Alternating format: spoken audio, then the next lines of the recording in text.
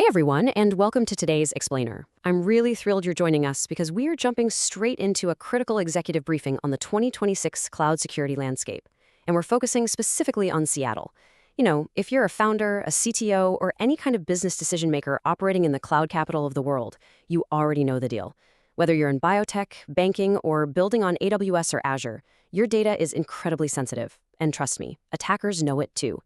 So today, we're going to unpack exactly what it takes to build trust, resilience, and actual growth, using some fantastic insights from a comprehensive new source guide from Atlant Security.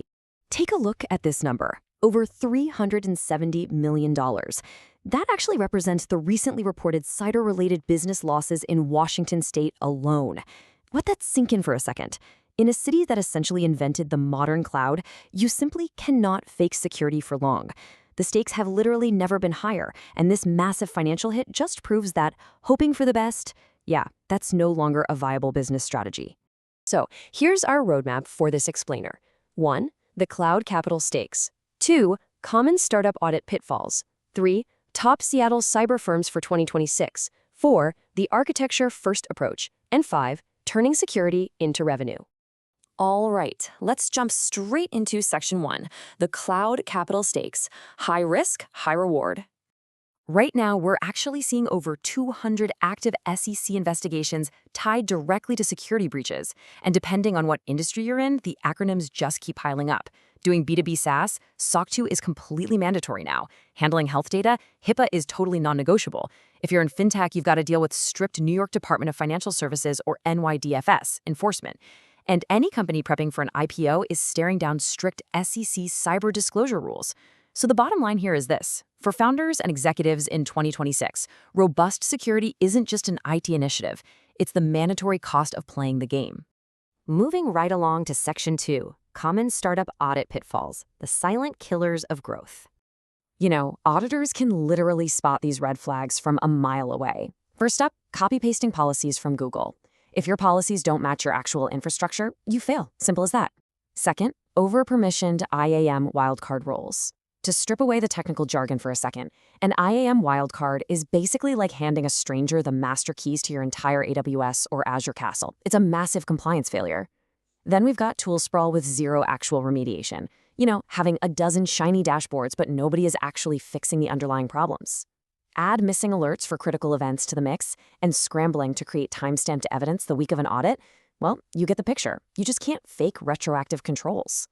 As a decision maker in 2026, you really have to embrace a paradigm shift here. The old, outdated approach is bolted on security. Think of it as a messy spreadsheet of problems, last-minute panic, and a total patchwork of tools. On the flip side, built-in security is an architecture-first, audit-proof, and fully integrated approach. If you want to survive and scale in Seattle's cloud ecosystem, shifting to that built-in model is absolutely crucial. Which brings us to Section 3. Top Seattle Cyber Firms 2026, Mapping the Landscape. Okay, so looking at the top players here, your choice of partner depends entirely on your specific business goals. For example, if you're a massive enterprise that needs hybrid cloud network detection, ExtraHop is a fantastic choice. Are you a cloud-native org needing aggressive AWS pen testing? Rhino Security Labs is definitely your go-to. If you're heavily invested in Azure, Microsoft Security offers incredible global scale tooling. But, and this is key, if you're a fast-moving SaaS, fintech, or medtech startup, and you need an architecture-first, audit-ready approach with deep vCISO advisory, the source highlights Atlant Security as the premier choice for acing due diligence and winning audits. But hey, before you choose anyone from that list, you've got to ask yourself, are they selling me a product or are they solving a risk? Honestly, if you jump on a call with a cybersecurity firm and they immediately start pushing software licenses and automated dashboards instead of focusing on your actual business outcomes, walk away. Seriously. You don't need to buy another tool, you need a partner who will actually fix your risk. Okay, let's look at how to actually do this in Section 4, the architecture-first approach, a 90-day playbook. So what exactly is architecture-first security? Well, it's all about building foundational cloud infrastructure that organically stands up to hacker scrutiny, auditor reviews, and incredibly skeptical enterprise clients, all without relying on superficial tools. This is just so important. It means rolling up your sleeves and fixing the deep-seated structural misconfigurations in AWS or Azure, like identity mapping, rather than just buying a fancy interface that spits out alerts. And this philosophy translates into a really phenomenal 90-day playbook. This is exactly how you take the abstract idea of audit readiness and turn it into a highly structured, manageable process. Step 1, weeks 1 and 2, is your deep dive gap analysis. Step 2, weeks 3 through 5, is all about generating custom policies that actually match your real infrastructure. Step 3, weeks 6 to 8, that's the heavy lifting. Actual control remediation across your cloud and identity systems. And finally, Step 4, weeks 9 to 12.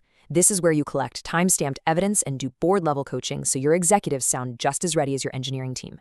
It's a complete roadmap from chaos to compliance. And that leads perfectly into our final section, Section 5, turning security into revenue, the perspective shift. When you actually follow that 90-day playbook, the results are game-changing. You get clean, consistent documentation. You get policy references tailored exactly to your product. You get auditor reports signed off by real professionals, and you gain the ability to give calm, confident answers to any technical question an enterprise throws at you. Why does this matter?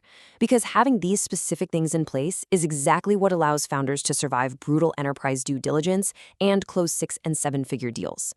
When an enterprise asks for your SOC 2 report and you hand over a flawless package, boom, you win the deal.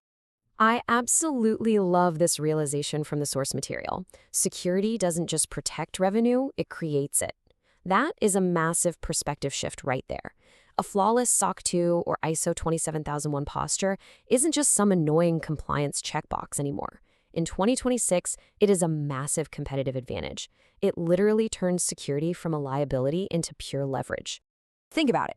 While your engineers are stuck firefighting bugs and trying to decipher messy INAM policies, your competitors are out there closing the exact enterprise deals that you simply aren't ready for. So the real question isn't whether you can afford to bring in specialized help. The question is, can you afford the risk of doing this half-baked? Take a hard look at your posture today and ask yourself if your security is truly ready to scale in the cloud capital of the world. Thank you so much for joining me for this explainer today, and remember, keep building securely.